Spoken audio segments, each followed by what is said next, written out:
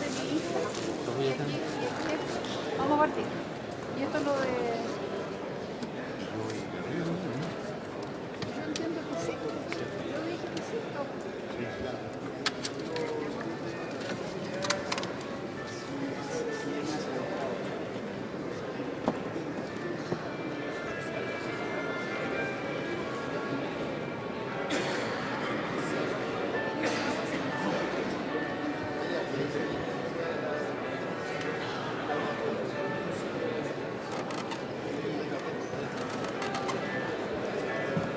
¿Esto lo que hacéis por streaming?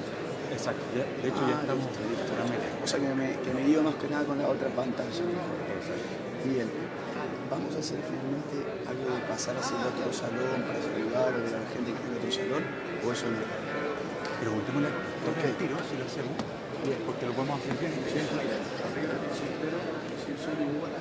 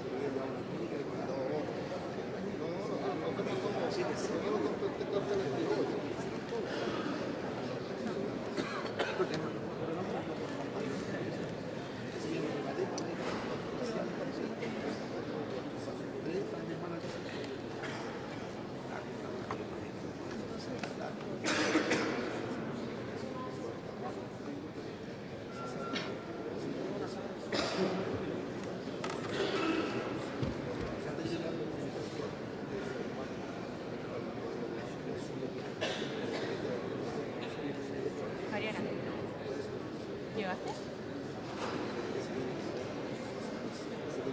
¿Ya? Es el Congreso. El Congreso en Santiago, como ex Congreso. El ex Congreso.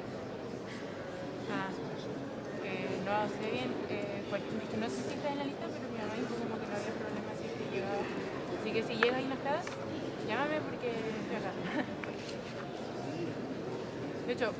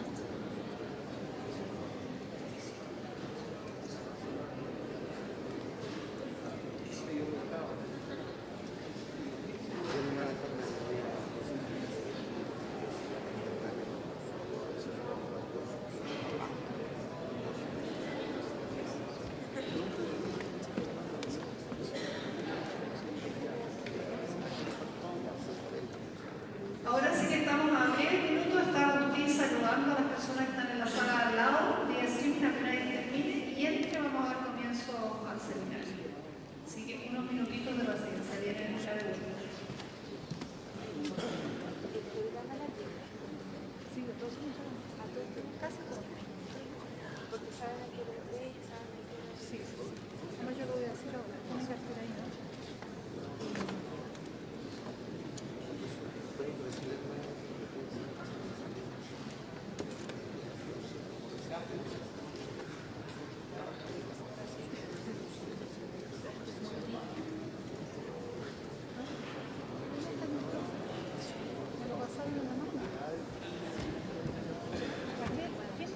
Raquel?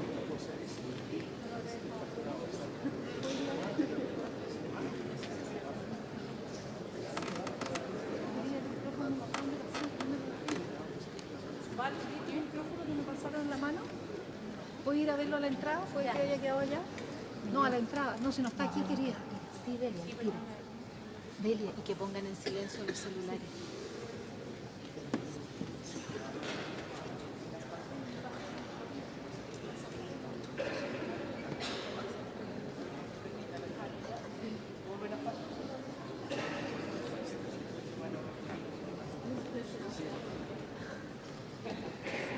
Ahora sí que estamos, les doy ahora oficialmente la bienvenida, les saludo, yo soy Delia del Gato, estoy acá colaborando y apoyando el trabajo que se ha hecho de la Fundación Desarrolla. Quiero decirles además que estamos contentísimos de poder partir este evento, vamos a estar un rato largo con ustedes y vamos al inicio. Ustedes tienen el programa acá, vamos a tener las palabras de saludo de la inauguración. Quiero excusar al senador Chaguán, que estaba absolutamente con toda la intención de venir, desafortunadamente por razones de último minuto en su región, el viaje a Concón es más complejo, no nos va a poder acompañar. Sin embargo, tenemos acá la presencia de don Luis Pardo, diputado de la Quinta Interior, que nos está acompañando en esta inauguración y que le voy a dar el pase para que don Pardo nos dé un saludo de bienvenida. Diputado.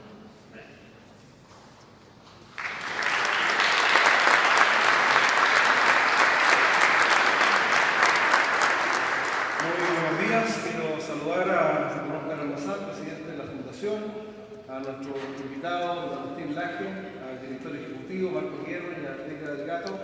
Y en primer lugar agradecer este inmerecido honor de dirigir estas palabras iniciales, traerles por supuesto el saludo de Francisco Chaguán, felicitarlos por esta convocatoria. La verdad es que da mucha tranquilidad ver una convocatoria tan grande para un tema tan importante, pero que a veces está tan invisibilizado dentro de lo que es la vorágine de nuestro debate público.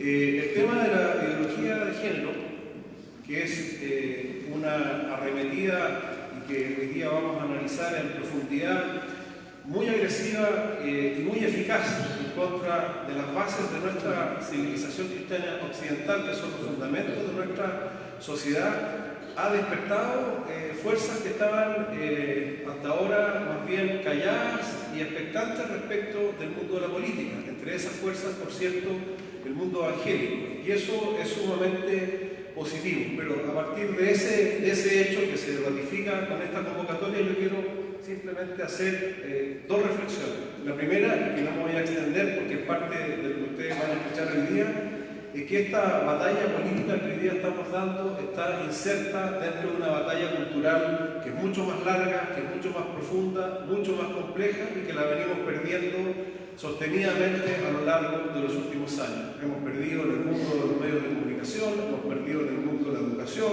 en el mundo de la academia y hemos perdido terreno en gran parte por no haber estado atentos a lo que estaba pasando y hoy día casi a última hora que estamos dando la batalla en el mundo de la política, donde esta ideología nos está imponiendo cosmovisiones, visiones y condiciones que no son las que compartimos la mayoría de la sociedad y sin lugar a dudas todos los que estamos acá.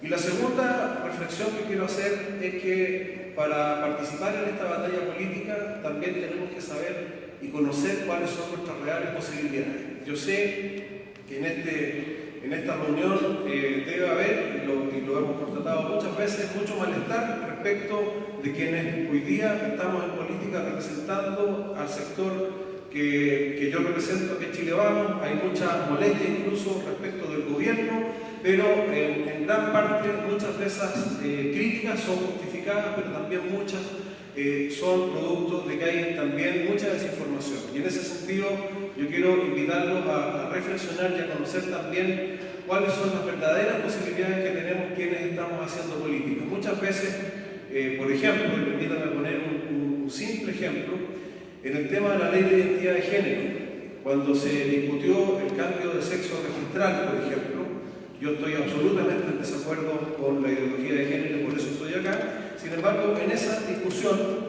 el gobierno intervino en forma muy vigorosa para tratar de poner un condicionamiento mínimo. ¿Cuál fue ese condicionamiento mínimo? Que el cambio de sexo registral, aquel que se materializa en el carnet de identidad, fuese para mayores de 14 años, fuese con consentimiento de ambos padres y estuviese sujeto a un conjunto de normas restrictivas.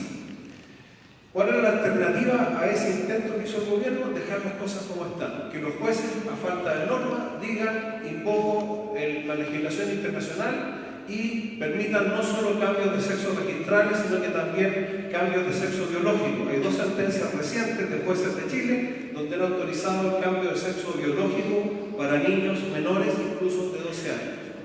Entonces, ¿por qué traigo este ejemplo a colación? Porque también tenemos que ser conscientes de que una cosa es la discusión pública y en ese sentido es muy útil y necesario eventos como este para que nos instruyamos y tengamos los argumentos y los fundamentos para poder intervenir en el debate, y otra cosa distinta es el gobierno y las posibilidades reales que tiene uno como parlamentario al momento de enfrentarse a una decisión que sí o no, y no lo que uno quisiera que fuera. Entonces, si no conocemos las reglas de la política y no nos involucramos para dar esa batalla política sabiendo cuáles son nuestras posibilidades y ejerciéndolas en conciencia, vamos a perder también la batalla política de la misma forma en que hemos venido perdiendo la batalla cultural. Por eso yo celebro, felicito y me alegro de que podamos tener encuentros como este, que podamos poner en la discusión las amenazas y la gravedad que representa una ideología como la ideología de género, sobre todo en tanto pretende imponernos al resto de la sociedad una visión de la sociedad que es exclusiva, que es excluyente de lo que nosotros pensamos y reconocemos, y que podamos a partir de esos conocimientos y de esos fundamentos dar esas batallas en lo cultural y también en lo político, tratando de revertir lo que ha ocurrido hasta ahora, porque la buena noticia es que esto es un tiempo, si bien parece que hemos perdido la batalla, es un tiempo muy corto, la historia se escribe en lapsos mucho más largos y esto es solo el comienzo de una larga batalla frente a la cual tenemos que prepararnos y darnos todos los elementos que encuentros como este nos pueden aportar. Muchísimas gracias y les deseo que tengan un fecundo aprendizaje de este seminario, por el cual reitero mis felicitaciones a Óscar Almazán, a la Fundación Desarrolla, a su directorio y a todos ustedes. Muchas gracias.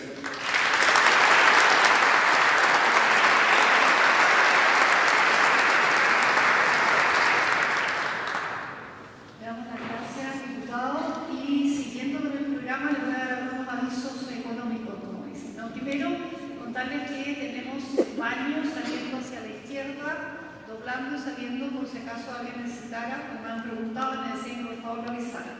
Lo segundo es que, como tienen el programa, vamos a tener un break a las 11:20 más o menos, que sería de acuerdo al horario, donde vamos a tener un café, unas ricas galletas, volvemos y vamos a tener un segundo break después del segundo módulo que va a haber a partir para solamente poder pararse un ratito, descansar, en fin, ir al baño, lo que sea, y volvemos. Ese break es corto, de 10 minutos. De ahí viene el último módulo y terminamos, digamos, con una palabra de cierre que va a dar el director ejecutivo de Fundación Desarrollo, y de ahí tenemos nuevamente un rico café y galletas, digamos, antes que se vaya. Eso como para que vean que es como está enmarcado el programa, invitarlos a que se queden, yo creo que no tengo necesidad de decirlo, están todos interesadísimos. Así que para que ustedes sepan cómo vamos. Seguimos ahora entonces con la inauguración. Le voy a dar la palabra de salud al presidente de la Fundación Desarrollo, don Óscar Almazán.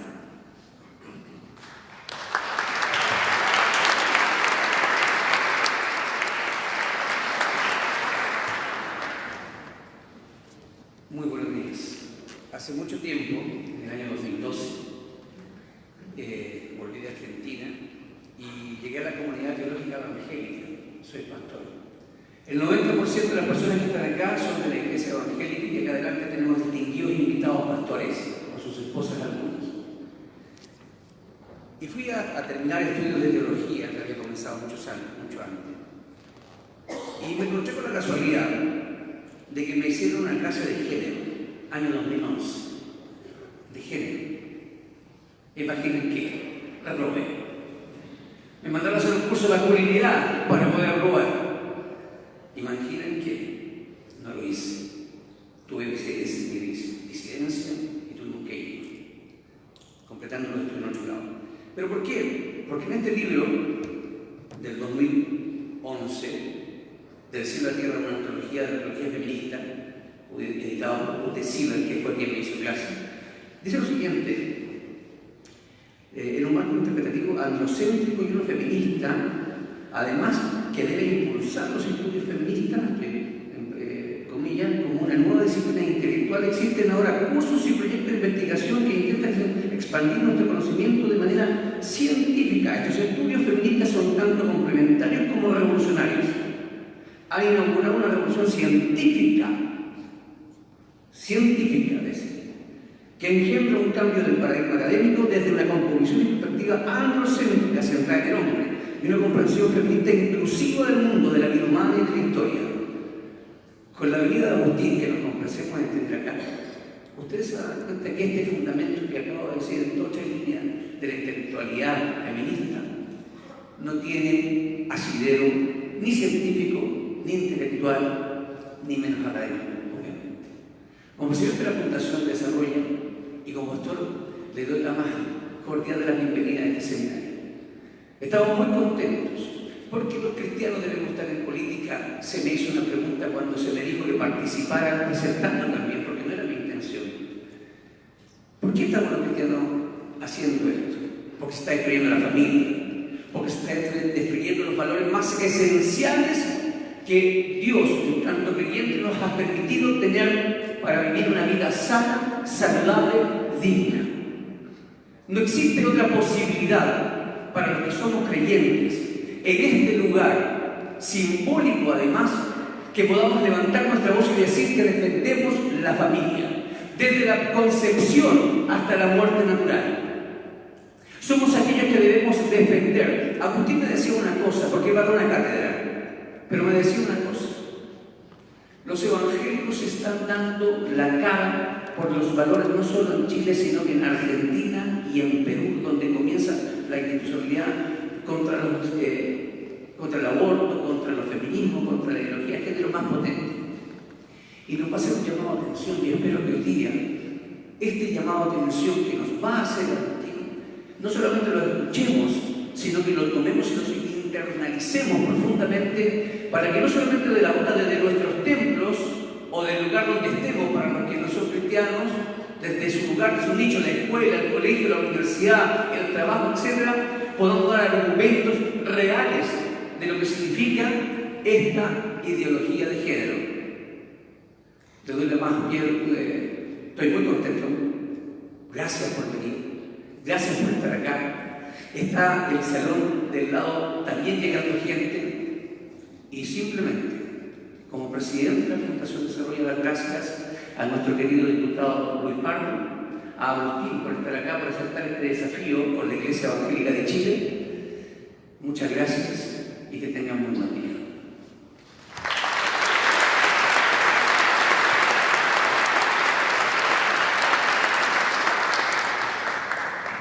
Y estamos llegando al inicio de para lo que estamos acá todos, ¿no? Poder escuchar a Agustín.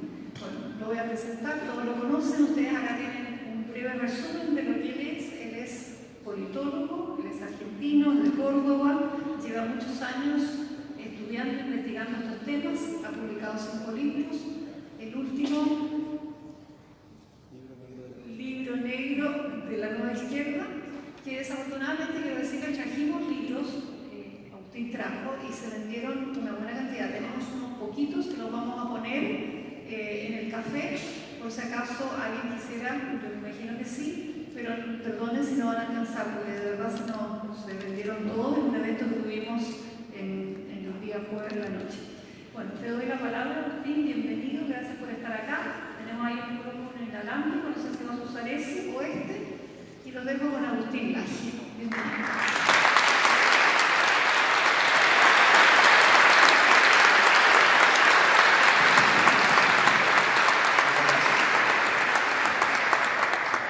Muchas gracias y muy buen día. Verán que mi voz no es óptima, sin embargo es mucho mejor la voz que tengo hoy que la que tenía hace 2 días cuando llegué a Chile y tuve que dar una entrevista en Radio Agricultura. No sé muy bien qué se entendió, si es que algo se entendió, mi voz era peor que la de hoy. Muchas gracias a Fundación desarrolla, gracias a Oscar Almazán, gracias a Delia del Gato, gracias a Marco, gracias a toda la gente que integra la Fundación, gracias a la gente que ha estado iniciando este evento, gracias al diputado que vino y abrió el evento con unas magníficas palabras, gracias a todo el público interesado. Hemos tenido 700 y pico de inscripciones, es por eso que del otro lado hay un salón donde recién fui a saludar a la gente, porque acá ya no cabe más gente, entonces están viéndolo vía streaming en pantalla gigante en otro salón, otra gran cantidad de gente que también quería seguir el curso. Bien digo, lo que hoy vamos a tener es un curso, es un seminario. Habitualmente yo doy conferencias. Las conferencias habitualmente no me gustan, porque a mí me gusta hablar mucho. Y las conferencias tienen siempre límites. Me dicen, en una hora, bueno, tenés una hora. En una hora quiero que me expliques nueva izquierda, posmarxismo, feminismo, ideología de género, aborto, batalla cultural. No, bueno, ¿y cómo hago? O sea, ¿cómo se puede hacer eso en una hora? Y de alguna forma me las ingenio, y algunos de ustedes acá supongo que han venido a conferencias de las tantas que he dado en este país y habrán estado en alguna charla de una hora, como mucho de una hora y media, en algún momento después suele haber un feedback, pero a mí me gusta más esto, me gusta lo de los seminarios. Abajo tenés para me gusta lo de los seminarios porque uno ya no tiene límite de tiempo. Hay un límite de tiempo que está inscrito en la hojita. Yo no soy bueno para seguir los límites de tiempo cuando hay que dar temas en profundidad. Si alguno se aburre, no se sienta incómodo, se puede levantar y ir a tomar un café, no tengo ningún problema. Espero que hayan traído, y eso pensaba anoche, y espero que hayan traído algo para anotar. Bien, estas cosas en los seminarios se anotan, porque si no se anota uno viene como al teatro, ¿no? Entonces se escucha y ve una historia y después se va a su casa, pasan 3 días y ya la verdad que la mayor cantidad de conceptos se olvidó. Vamos a ver cuestiones densas, las voy a tratar de hacer lo más dinámicas posibles, espero que sea factible para mí hacer la dinámica. Son cuestiones que quizás en un principio ustedes, o algunos de ustedes, no lo entiendan bien, pero ¿de qué está hablando o por qué está hablando de esto? No se preocupen, todo el seminario está pensado para que al terminar los 3 módulos, desde el minuto 1 hasta el último, se genere una suerte de círculo en el cual todos los conceptos empiezan a conectarse entre sí y ustedes dirán, por eso tuvimos este tema en el primer módulo, por eso en la primera unidad, por eso en la segunda. La primera clase va a ser la de ahora, 1 hora y media supuestamente, vamos a ver cuánto dura. Tiene 2 unidades. Vamos a arrancar por la primera. La primera clase se llama Fundamentos Ideológicos y Geopolíticos de la Ideología de género, de lo que estamos viviendo hoy en materia cultural. Los fundamentos ideológicos y geopolíticos. Y nuestra unidad 1, que es lo que vamos a ver ahora mismo, se titula Del marxismo al posmarxismo, ¿qué es la nueva izquierda? Obviamente, en la propia unidad aparecen 3 conceptos muy importantes, que es marxismo, posmarxismo y nueva izquierda. A veces nosotros tendemos a confundir las cosas y hablamos, no, que estos marxistas tal cosa, no que las feministas son las marxistas. Hoy vamos a tratar de delinear los conceptos para usar precisión a la hora de generar conceptualizaciones. A la hora de leer la realidad necesitamos no una aproximación conceptual, sino una definición conceptual. Un concepto que pueda ser preciso. Si hablamos del marxismo, estamos hablando del pensamiento fundado por el intelecto de Karl Marx. Estamos hablando de un pensamiento de mediados del siglo XIX que generó un hito fundacional para las izquierdas del siglo pasado.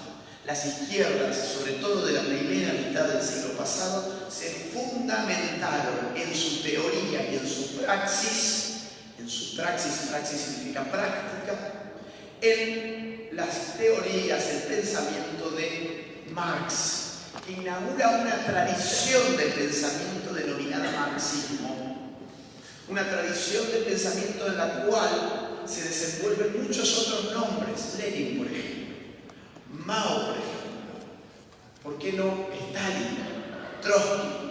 ¿Por qué no, pensando acá en América Latina, Fidel Castro ha escrito algunas cuestiones de teoría por ahí sin mucha relevancia, pero pensando en clave marxista.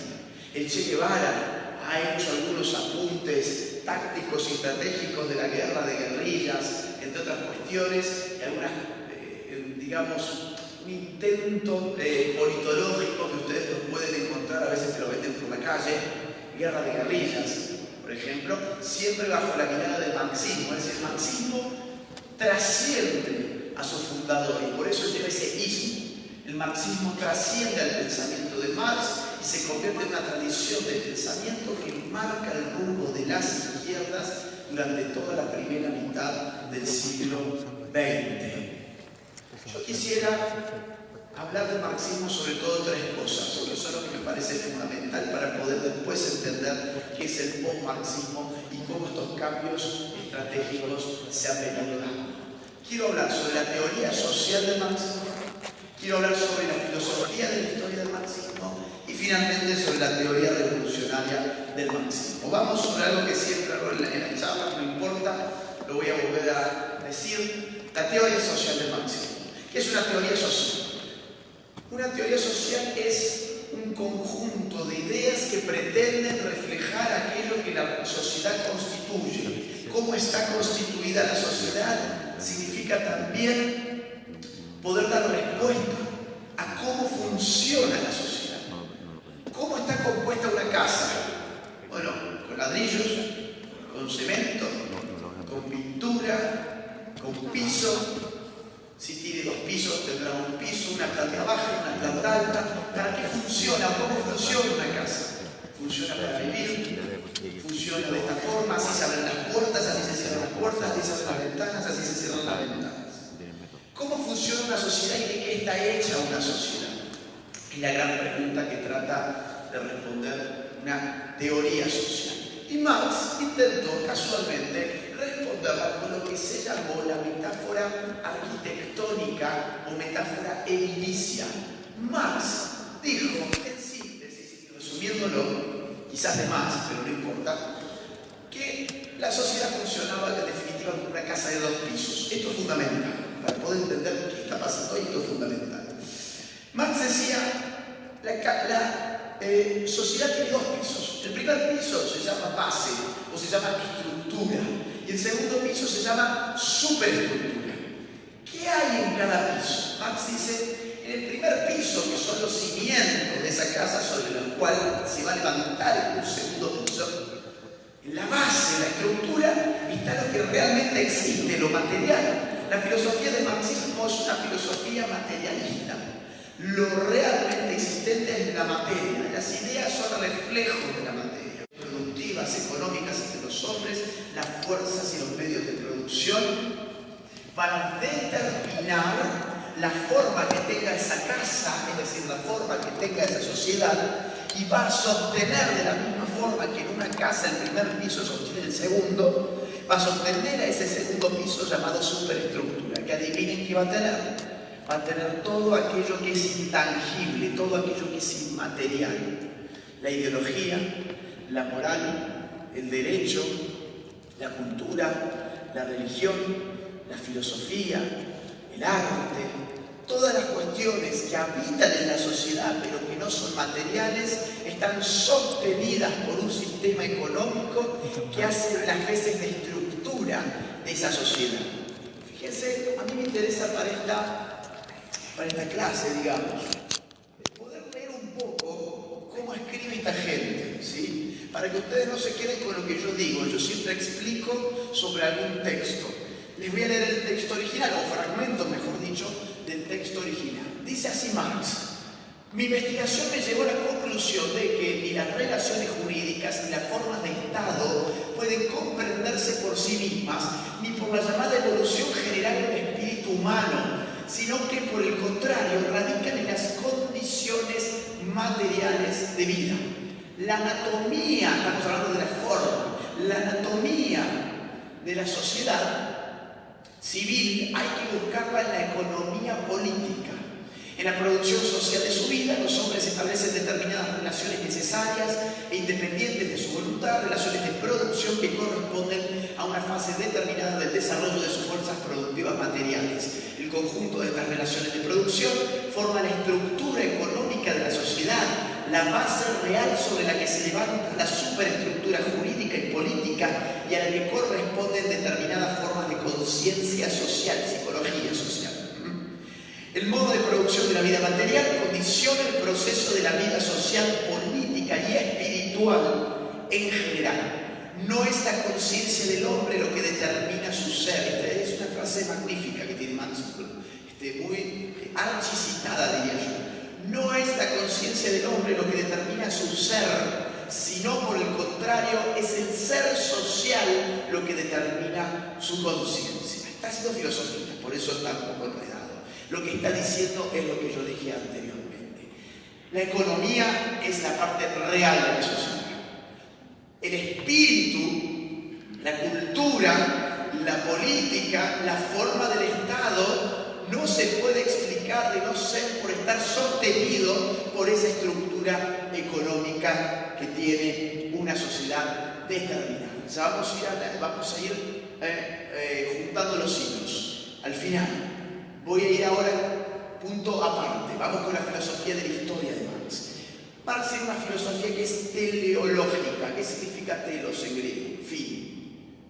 La teleología es un modo de razonar en el cual uno encuentra un fin a las cosas. Y la historia tiene un fin, es decir, tiene un desenlace, tiene un punto de llegada. Estamos yendo hacia algo. Esto es típico de la filosofía del progreso, ¿no? Marx va a tratar de elaborar una explicación pseudocientífica de hacia dónde se mueve la historia. Y él piensa realmente que está haciendo ciencia. Él entiende que la historia, a través de su filosofía de la historia, es inteligible, es profetizable. Él puede ofrecer una suerte de profecía para lo que va a venir en función de analizar científicamente, dice Marx, las otras etapas de la historia.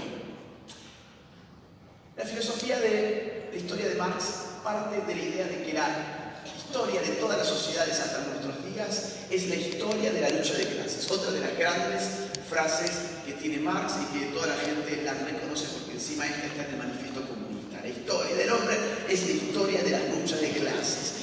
Estas etapas que se han ido en la historia han ido sucediéndose a partir de los distintos sistemas productivos y las fuerzas sociales en pugna que esos sistemas productivos han ido engendrando. Por ejemplo, tuvimos una etapa esclavista, pensemos en la antigüedad, podemos pensar, no sé, en la antigua Atenas, por ejemplo, la época clásica. Esa forma de producción se llamaba esclavismo. Había un dueño del medio de producción y el medio de producción, ¿quién era? Otro hombre. El esclavo. Había dos clases sociales, el que tenía de esclavo y el esclavo que estaba esclavizado.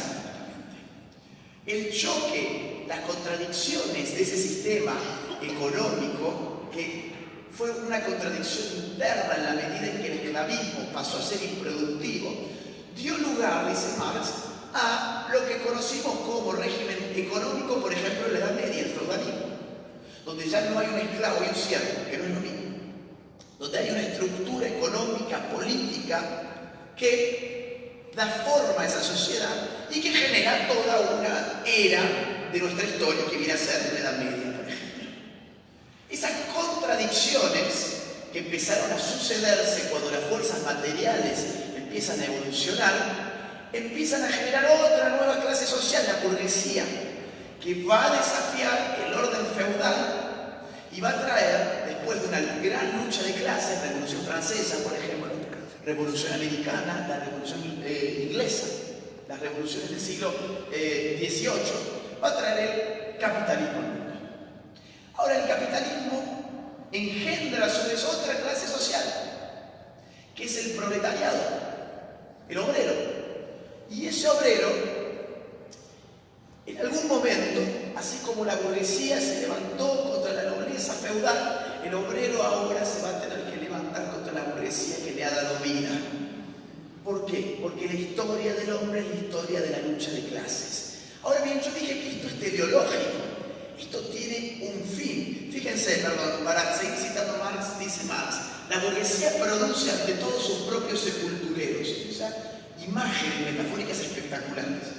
Su hundimiento y la victoria del proletariado son igualmente inevitables. Esa es la teleología. La profecía de Marx es que hay una victoria que es inevitable. Así como fue inevitable que la burguesía acabara con el régimen feudal, que el feudalismo acabara con el esclavismo, es inevitable que el socialismo acabe con el capitalismo. La burguesía generó sus propios sepultureros, que son los obreros. ¿Y qué va a ocurrir cuando los obreros, por fin, de manera inevitable, terminen haciendo esa revolución? Ahí vamos a encontrar el telos, el fin. ¿Por qué vamos a encontrar el fin de la historia? Porque si algo caracteriza al socialismo es aniquilar el sistema de propiedad privada. Y es el sistema de propiedad privada el que genera clases sociales.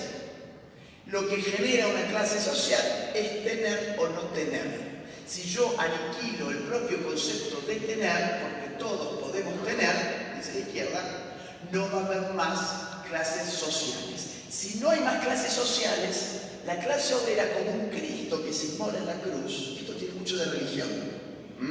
Que no tenga Dios no significa que no tenga una estructura religiosa.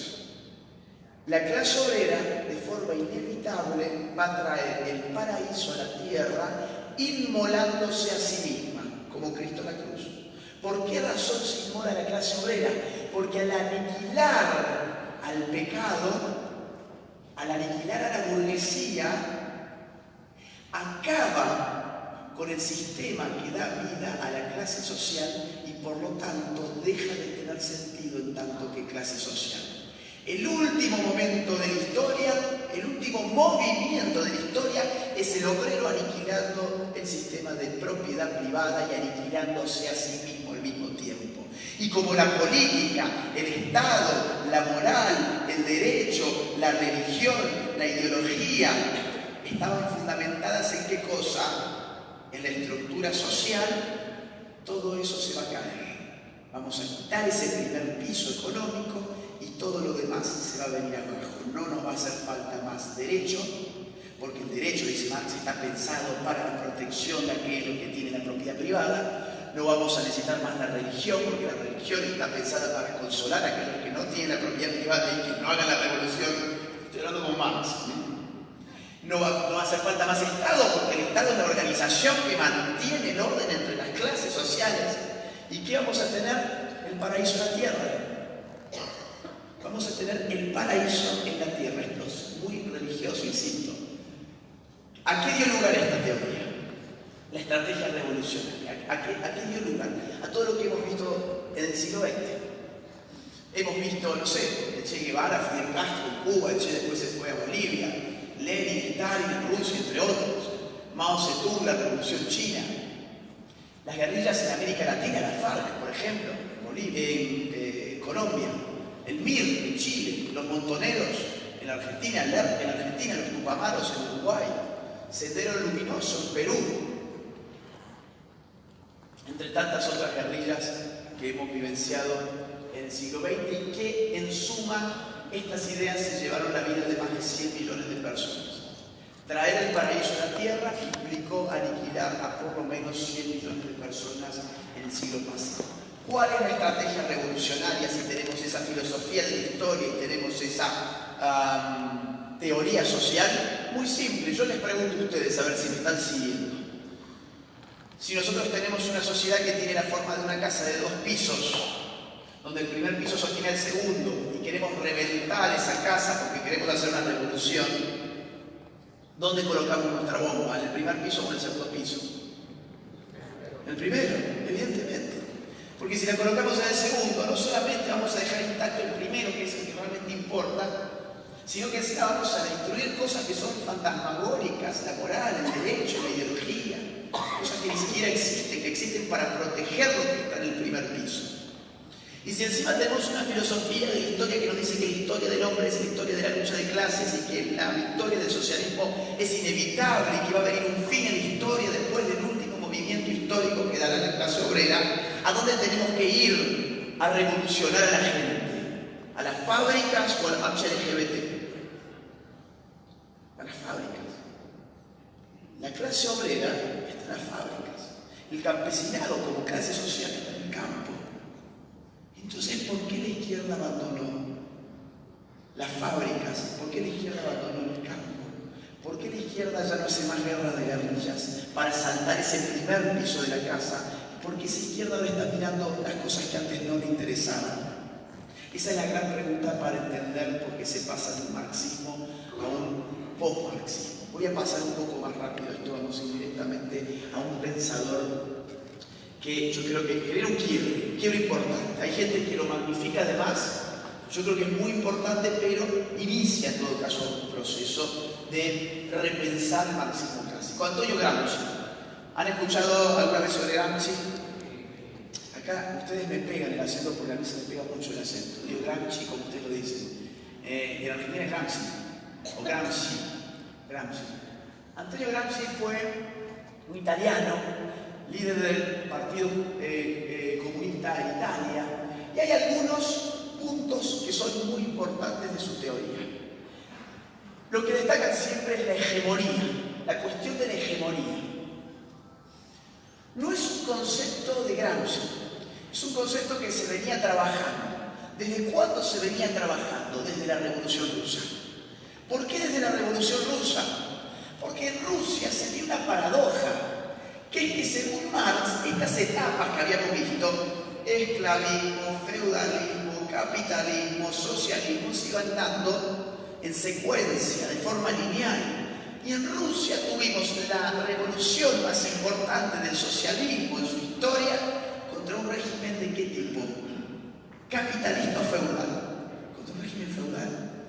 La historia dio un salto, pasó del feudalismo al socialismo sin pasar por el capitalismo.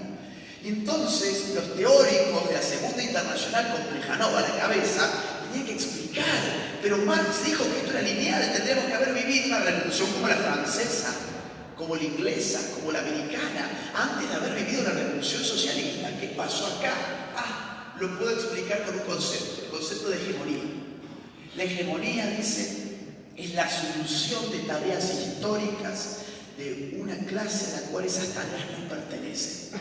Entonces las clases obreras subalternas, las clases campesinas de Rusia, asumieron la revolución que la burguesía rusa no podía asumir porque era débil, porque era poco cuantiosa, a diferencia de Francia, por ejemplo.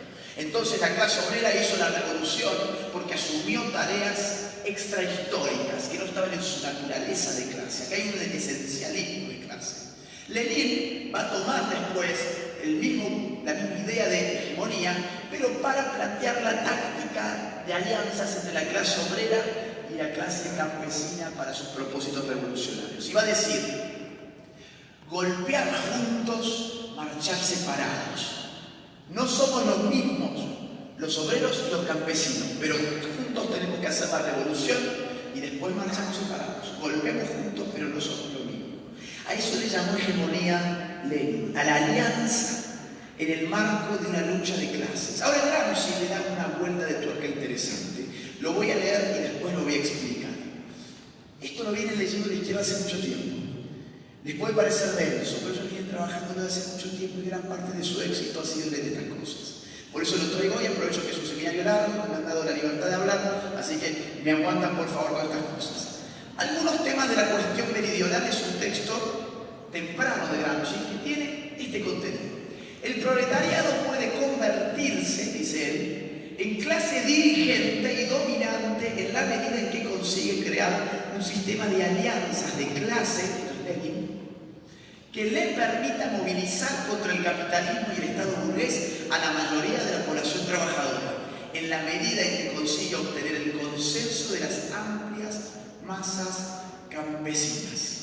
En consecuencia, es una función del hecho de comprender las exigencias de la clase que representa a los campesinos, incorporar esas exigencias a su programa revolucionario de transición, plantear esas exigencias desde sus reivindicaciones de lucha. Ustedes dirán, ¿y qué importa esto? No importa mucho, porque esto no es golpear juntos y marchar separados. Esto es fusionar a las clases sociales, comprendiendo las exigencias del programa de lucha de otra clase social. Ahora es golpear juntos y marchar juntos. Generar, dice Gramsci, lo nacional popular. ¿Conocen el término? Estuvo muy de moda en los últimos años. Ese concepto no es nuevo de Gramsci. Él explica lo nacional popular precisamente a partir del concepto de hegemonía. La idea de que las clases sociales no solamente deben hacer juntas la revolución, sino que ideológicamente deben fusionarse. Esto empieza a destartalar al marxismo, porque el marxismo siempre pensó que la clase social era algo esencial, que tenía una identidad fija, que tenía un programa fijo, que tenía intereses de clase fijo. Y acá Gramsci empieza a meterse con el tema de la cultura para ver cómo funcionan los intereses de los campesinos con los obreros. Él dice el Estado, él también redefine el Estado, esto también es muy importante. El Estado, dice Gramsci, es sociedad política más sociedad civil, es decir, hegemonía acorazada con coerción. Habíamos visto quién era el Estado recientemente para el marxismo clásico. Yo les dije que el Estado es una estructura de dominación sobre la sociedad para perpetuar el sistema económico. Ahora Gramsci dice, sí, está bien, domina, pero ¿cómo domina? Domina con coerción, con la fuerza, claro, pero también domina con hegemonía. ¿Y qué es la hegemonía? Es la dominación cultural. Acá se abre una perspectiva muy interesante para la izquierda, porque ahora el Estado no va a ser visto como un enemigo a derrotar para llegar a ese fin de la historia donde no hay Estado y donde todos somos felices sin un marco normativo ni nada. Ahora, la izquierda entrevé la posibilidad de dominar ese Estado dominando aquello que de hegemonía tiene ese Estado. Eso significa dominando la cultura. Eso es lo que está pasando hoy. ¿En qué medida? En que la centro derecha se conforma con manejar la economía de mercado. ¿Y qué dicen? No, déjenos a nosotros la parte técnica, la parte de la sociedad política, la parte de la coerción, déjenos a nosotros las cuestiones tecnocráticas de los estados, porque nosotros sabemos generar riqueza. Y la izquierda hoy en día que te dice, ok, quédate con eso. Total, yo voy a manejar la otra gran variable del Estado, que es la hegemonía. ¿Y quién dice? Si la hegemonía es, si el Estado es hegemonía acorazada con coerción, ¿puedo yo modificar el rumbo de la coerción a partir de la hegemonía? La lucha ahí pasa a ser cultural. Se abre por lo menos la perspectiva de hacer una lucha cultural. Temas que por tiempo las voy a tener que pasar. Guerra de posiciones. Él habla de que ahora justamente la revolución ya está vedada, ya no se puede hacer una guerra de guerrillas en Francia y hacer la revolución francesa en clave de izquierdas. Dice, ahora hay que hacer una guerra de posiciones. Una guerra de posiciones es una guerra cultural. Entonces Gramsci va a hablar sobre los intelectuales, define al intelectual orgánico, al intelectual tradicional y define al propio Partido Comunista como un intelectual colectivo. Ya no es un revolucionario, ya no es un obrero del arte soviético con la voz y el martillo, el obrero musculoso. Hoy el sujeto del PC es un intelectual colectivo. ¿Por qué? Porque lo que hoy se plantea es una lucha cultural. Esos son algunos conceptos interesantes de Gramsci para poder entender todo lo que sigue. Vamos a algo más interesante todavía. Escuela de Frankfurt. ¿Alguien escuchó alguna vez algo de Escuela de Frankfurt? Si me alzan la mano me van a ayudar a saber más o menos por dónde. ¡Epa! Bueno, bien. Un 25% más o menos. La Escuela de Frankfurt es lo que comúnmente se denomina el marxismo cultural. ¿Han escuchado marxismo cultural? Sí. Marxismo cultural no es un término que a mí me guste mucho, porque es contradictorio. El marxismo no es cultural. El marxismo es economicista, lo hemos visto al inicio. Lo que introduce la Escuela de Frankfurt, yo diría, para hablar de la ciencia cierta, no es marxismo cultural, es neomarxismo. Es un marxismo que sigue mirando la cosa económica, sigue creyendo que la economía determina el resto, pero por una cuestión de derrota política, casi como premio consuelo, dicen, vamos a trasladar los estudios marxistas al ámbito de la cultura. Vamos a hacer la revolución en el ámbito de la cultura con los estudios marxistas de ninguna forma, por eso siguen siendo marxistas. Por eso digo que son marxistas culturales en el sentido de que nosotros lo entendemos hoy.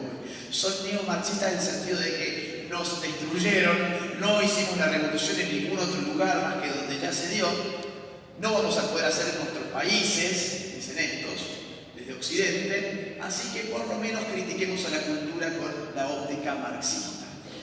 Uno de sus fundadores y el más importante de sus directores fue Max Horkheimer. La Escuela de Frankfurt se fundó en el año, si mal no recuerdo, 1922. La financió un multimillonario, Felix Weil, vivió en Argentina, de origen alemán, y armó este grupo para estudiar, un grupo de intelectuales en Frankfurt, para estudiar el antisemitismo que ya se empezaba a respirar. Imagínense, estamos cerca de la Segunda Guerra Mundial, estamos próximos. Y esta gente marxista dijo, ok, dame la plata, y la verdad es que se ocuparon de otra cosa. Se ocuparon de hacer estudios culturales desde la óptica marxista. Lo interesante de la Escuela de Frankfurt es que va a poner sobre todo su vista en dos cuestiones. En la familia, en la autoridad, y suma una tercera, en la sexualidad. Max Horkheimer va a abrir la cuestión de la familia, de par en par, algo que no había interesado mucho. Es decir, Engels, el socio intelectual de Marx, había publicado en el año 1884 un libro llamado El origen del Estado, la familia y la propiedad privada. Algunos de ustedes quizás lo conocen porque tiene una frase muy célebre que dice: en la familia el hombre es el burgués y la mujer es el proletariado. Pero él explicaba la familia simplemente a partir del movimiento económico. Él decía, ok, la familia monogámica es el resultado de que la propiedad privada apareció y el hombre tuvo el incentivo de querer saber quiénes eran sus hijos, y si no había monogamia, entonces las mujeres se acostaban con muchas personas y entonces quién era tu hijo, no lo sabes, tienes que heredar tus bienes. Entonces, ese tipo de explicación economicista es lo que impregna este texto de Engels. Ahora, Max Horkheimer va mucho más allá y dice cosas como las siguientes. Dice, el proceso de producción influye en los hombres, Engels, pero no solo en la forma directa y presente, tal como ellos lo viven en su trabajo, sino también en la forma en que aquel se conserva, mediado en las instituciones relativamente estables, es decir, de transformación lenta, como la familia, la escuela, la iglesia, las organizaciones artísticas y otras semejantes. Es decir, el orden social tiene instituciones que conservan ese orden a largo plazo. Una de esas instituciones es la familia. Todas las instituciones y procesos en todos los dominios de la cultura, en tanto actúan sobre el carácter y los actos de los hombres, aparecen como momentos de conservación, y ahora viene lo importante, o bien de disolución de la dinámica social, y según los casos constituyen la argamasa de un edificio todavía en construcción, la masilla que reúne artificialmente partes que tienden a separarse, o una parte del explosivo que destroza el todo con la primera chispa. ¿La familia qué es en la casa de Marx? Teníamos 2 pisos. Ahora Marx no nos dijo cómo estaban pegados esos 2 pisos. Él sí, la familia. La familia es el que conecta la estructura y la superestructura. La familia, al socializar, al transmitir la cultura, está transmitiendo un hábito económico también. Está transmitiendo, dice, una estructura autoritaria, una estructura de jerarquía, una estructura de trabajo dócil. La familia, y está pensando en la familia obrera, está frenando la revolución. La familia se ocupa en especial como uno de los más importantes agentes educativos de la reproducción de los caracteres humanos, tal como reclama la vida social, y les da en gran parte la indispensable capacidad para la conducta específicamente autoritaria, lo que les decía recién, de la que en gran medida depende la existencia del orden burgués y capitalismo, la burguesía está sostenida por la familia. La mujer, y esto es muy importante, acá abre una puerta al feminismo, fíjense. La mujer, que cuando se doblega ante la ley de la familia patriarcal, mucha gente habla hoy con estos conceptos y piensan que son súper novedosos y que están hablando. Esto es del año 1932. Hay gente que hoy dice el patriarcado y se piensa que están hablando de digamos, de algo nuevo, de estudios recientes. No, esta cosa viene desde mucho antes. La mujer, en cuanto se doblega ante la ley de la familia patriarcal, se convierte en un momento que reproduce la autoridad de esta sociedad. La mujer es conservadora. ¿Dónde es conservadora la mujer? A ver si alguien se da cuenta en esa frase. Porque todo esto está muy enredado, pero no se olviden que estos son filósofos que son alemanes, de lo peor, ya. La mujer reproduce el orden social. Es conservadora la mujer. ¿En dónde es conservadora la mujer? Nos pregunta. ¿Alguien? A ver si alguien se anima. ¿En qué contexto la mujer es conservadora? ¿Cómo? Ahí lo dijeron. ¿Perdón? En la familia. Está ahí. En la familia, la mujer es el dispositivo que estabiliza y conserva el orden social. ¿Por qué razón? Porque lo que él mismo está viendo. Vamos a agitar a la fábrica, el obrero se envalentona y dice, sí, voy a hacer la revolución. Vuelve a su casa, la mujer le pega una cachetada y dice, vos andá a trabajar que tenés que traer el pan a la casa. Claro, digo, yo lo paso así. Esto está todo en un lenguaje filosófico, intrincado, no tiene que escribir así, por son académicos. Pero lo que está diciendo es eso. La mujer, en la medida en que tiene familia, nos está frenando la revolución. Entonces, ¿a qué tenemos que atacar? A la familia. ¿Para qué? Para que la mujer no tenga familia. Y si la mujer no tiene familia, ¿en qué se convierte la mujer? En el agente revolucionario que necesitamos. Obviamente esa conclusión no termina de llegar, Jorge. Va a faltar un poquito, pero fíjense cómo el camino se va allanando hacia ese momento. Wilhelm Reich, un personaje nefasto de la escuela de Frankfurt. Marx Horkheimer es un personaje respetable, un académico de primera línea. Uno puede estar de acuerdo o no, pero es de primera línea, es un personaje nefasto, es un loco, mírenle cómo se peina. No, pues es un loco total y terminó loco, O sea, no es algo que yo digo porque soy prejuicioso, no.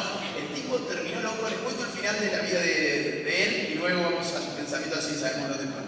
Él terminó viviendo en los Estados Unidos como la mayoría de la gente de la escuela de Frankfurt, vendiendo energía orgánica. El orgón, que era una máquina que producía energía orgánica, que podía curar el cáncer, la artritis y un montón de enfermedades para las cuales no había cura. Es decir, la energía orgánica que mi maquinita produce, pero vos no la podés ver y es de color azul, yo la estoy mirando, te la vendo a una millonada y así vas a curar tu cáncer. El tipo terminó preso por estafador y después en un neuropsiquiátrico se dio cuenta que más que estafador estaba completamente chiflado, básicamente. Ese fue el final de Wilhelm Reich. Él inaugura el freudomarxismo, es decir, la conjunción entre Freud y Marx, algo muy característico de la escuela de Frankfurt. Y él plantea directamente la posibilidad, y no solamente la posibilidad, la necesidad de una revolución sexual. Su libro se llama La Revolución Sexual. Está en Chile, lo he visto. De hecho, mi libro de Wilhelm Reich lo compré en Chile hace unos 4 años más o menos. Está acá en Chile. Usado generalmente. Él dice así, a ver, vamos a leerlo un poquito. Él dice, ¿será imposible dominar el proceso cultural actual? Claro, tenemos que dominar qué cosa, la memoria. Será imposible dominar el proceso cultural actual si no se comprende que el núcleo de la estructura psicológica es la estructura sexual. Y que el proceso cultural está esencialmente condicionado por las necesidades sexuales. El sexo aparece ahora como la estructura de la sociedad. Así como Marx dijo, la economía es la estructura de la sociedad, Wilhelm Reich, desde la psicología, va a decir, no. En verdad, acá también la sexualidad es parte de esa estructura que da sentido a la cultura e incluso a la psicología de las personas. Y se queja de la revolución rusa porque ha fracasado. Y dice así, aquello que la Rusia de los años 20 quería ser una solución obtenida en un corto lapso de tiempo, se lleva a cabo en nuestros días con mucha mayor lentitud, revolución cultural. Pero también de un modo mucho más completo. Cuando yo hablo de revolución profunda de nuestra vida cultural, me refiero principalmente a la sustitución de la familia patriarcal autoritaria por una forma natural de familia. Forma natural de familia significa para el psicoanálisis la forma de familia previa a la represión sexual. La forma natural de familia es aquella en la cual todos tenemos sexo con todos, los niños incluyéndose.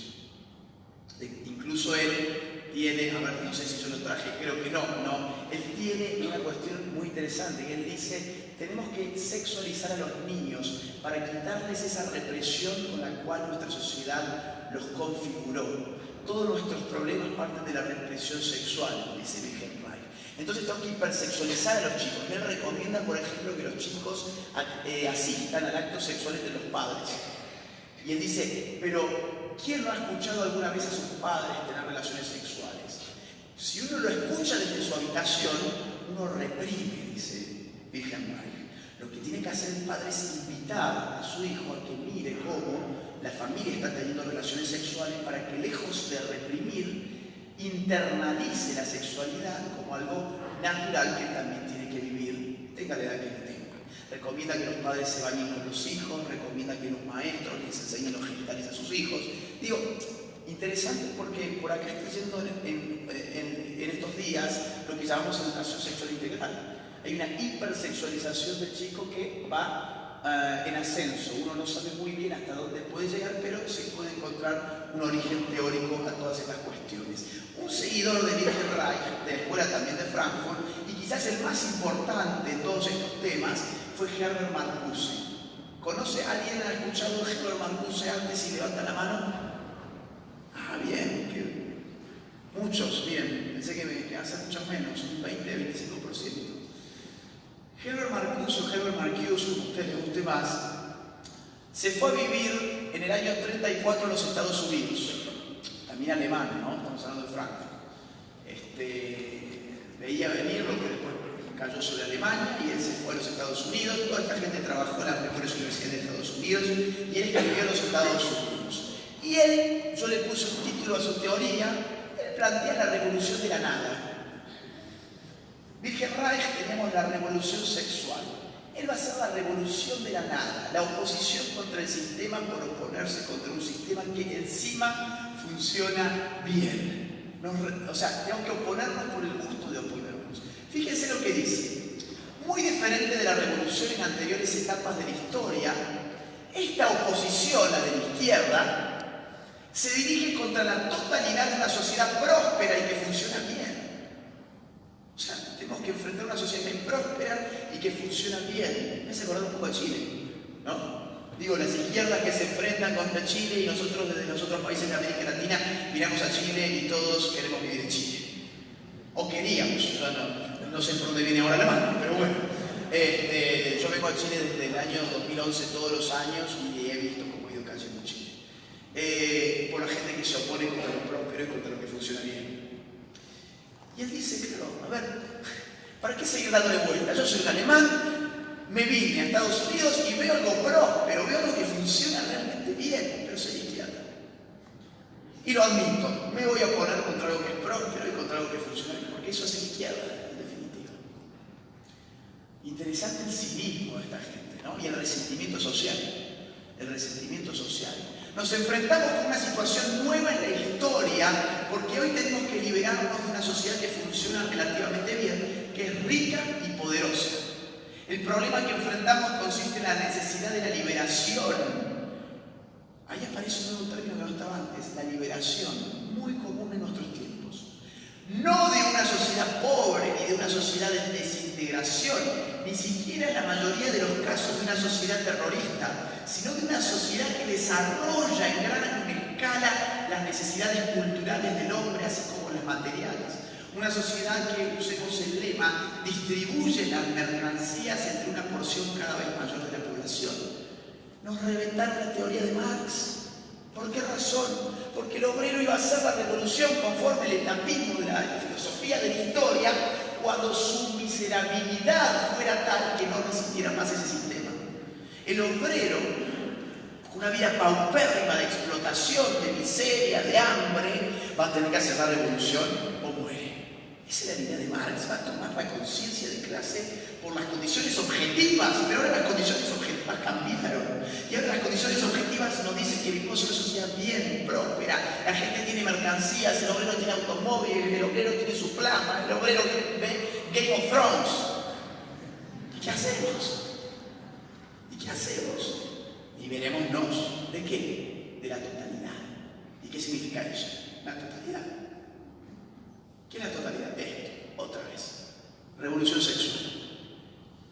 La noción de un orden instintivo no represivo debe ser probado primero en el más desordenado de todos los instintos, la sexualidad.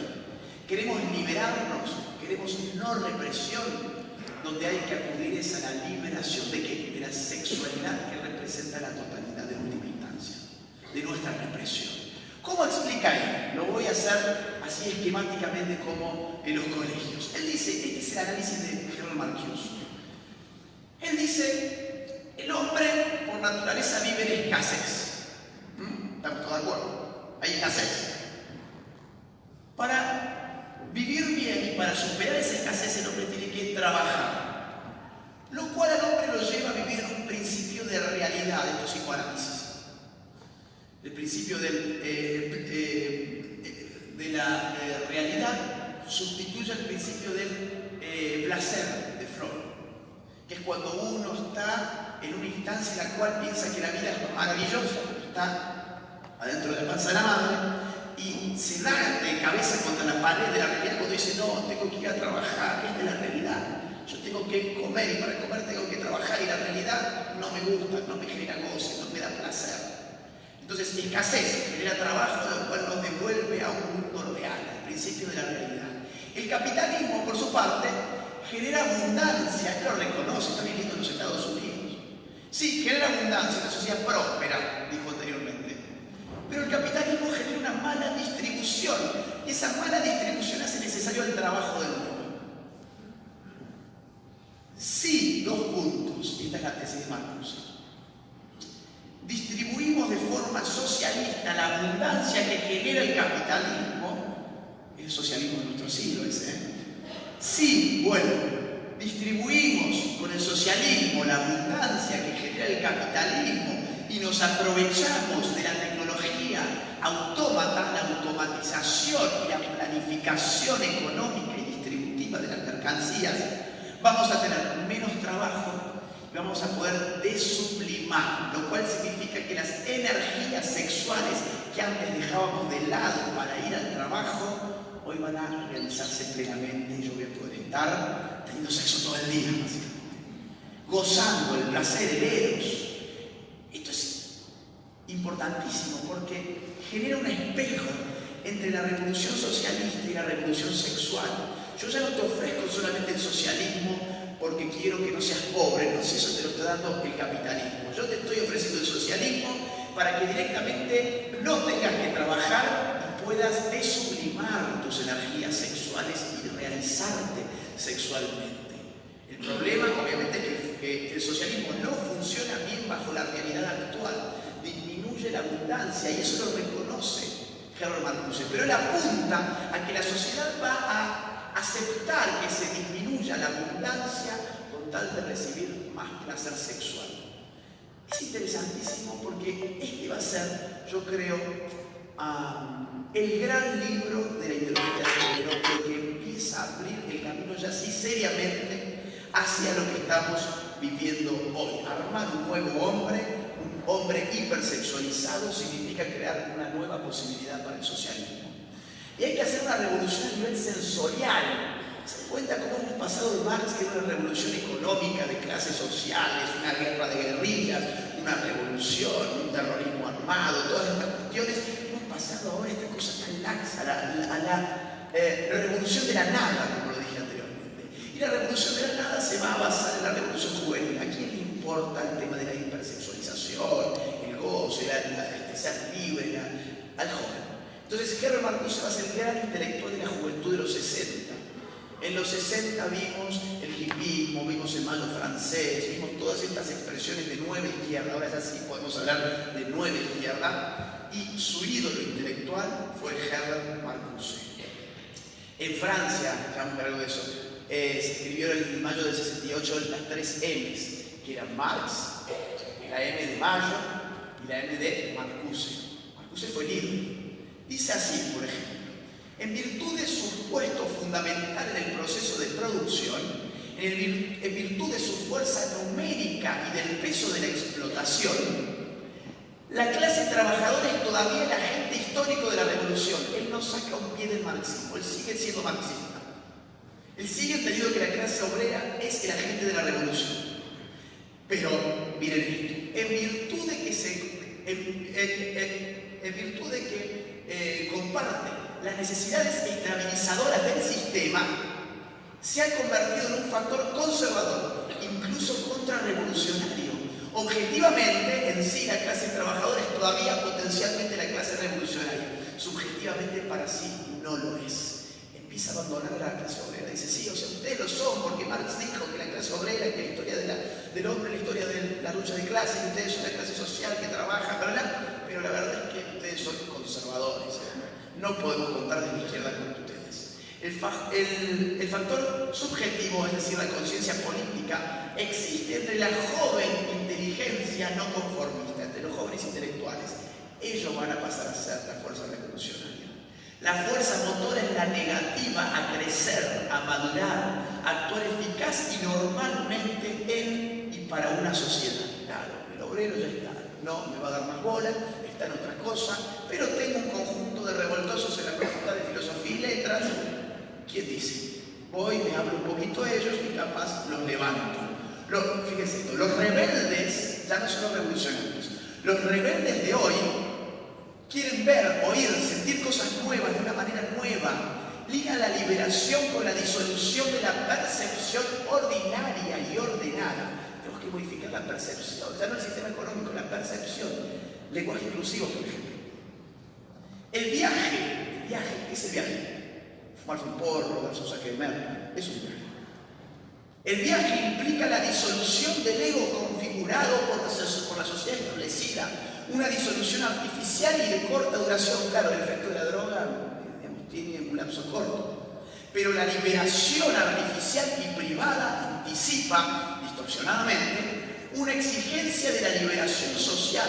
La revolución debe ser al mismo tiempo una revolución en la percepción que acompañará la reconstrucción material e intelectual de la sociedad, creando un nuevo ambiente estético.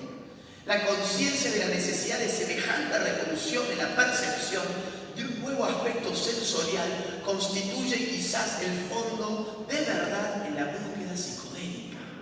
¿A quién se está escribiendo? ¿Se dan cuenta? Década del 50, 60. A los hippies. A los hippies. Y les está dando una teoría revolucionaria para ese saque de droga que se dan todos los días. Y entiende que los hippies se drogan porque están tan abrumados con el mundo de la realidad, con el principio de realidad, que están anticipando en esa drogadicción el mundo por venir. Entonces todo este hippismo, toda esta podredumbre empieza a seguir a Herbert Marcuse. Toda la juventud lo empieza a tomar como un ídolo porque le dice aquello que ellos quieren escuchar. Y llegamos al Mayo francés del 78, que es el hito. No sé si vieron el año pasado las librerías colmadas de libros de Mayo del 68, porque pues, se cumplieron 50 años y porque se lo vincula directamente con las revueltas de izquierda que estamos viviendo hoy. A Mayo del 68 llegamos con la teoría de Herbert Marcuse. ¿Qué pasó? No me voy a extender mucho con esto. Las universidades se levantaron. ¿Dónde? En Nanterre, en París y en todo Occidente. En Estados Unidos, en México, en Inglaterra, en Alemania. Me gustó este cartel.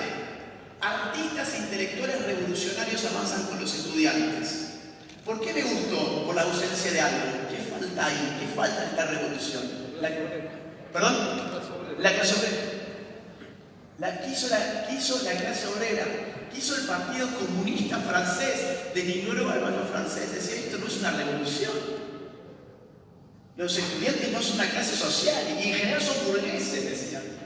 Son pequeños burgueses y burgueses, no son revolucionarios, pero estos artistas intelectuales avanzan con los estudiantes. Seamos realistas, demandemos lo imposible. Yo les pregunto con lo que hemos visto de Marx. ¿Marx demandaba lo imposible o demandaba lo necesario históricamente? Demandaba lo que él pensaba que necesariamente se iba a cumplir.